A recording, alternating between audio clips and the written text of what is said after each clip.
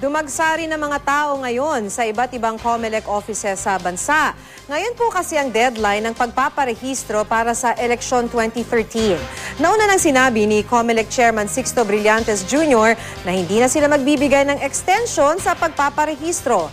Makibalita tayo kay Marlon Palmahil ng GMA Davao.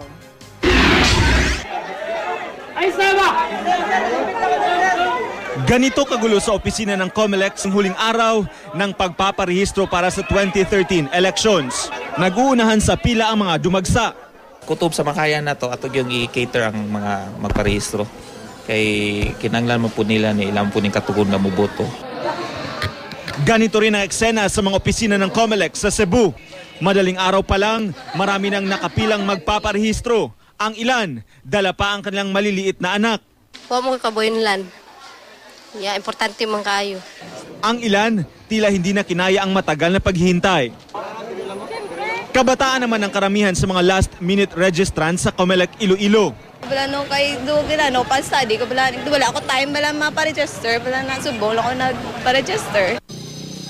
Marami rin ang mga dumagsang last-minute registrants sa Naga City. Maaga pa lang daw, pumila na ang karamihan sa kanila. Kaya hindi raw maiwasan ng ilan na magkainitan ng ulo dahil sa haba ng pila. Binigyan naman ng prioridad ang mga senior citizen. Nagbangayan din ng ilang nagpaparehistro sa Dagupan City at Cabanatuan City dahil sa haba ng pila. Ayon sa COMELEC, naiwasan sana ang ganito kung noon pa lang nagparehistro na sila. Sapat na raw ang mahigit isang taong ibinigay na palugit para sa voters registration. Marlon Palmahil, Nagbabalita, Pilipinas.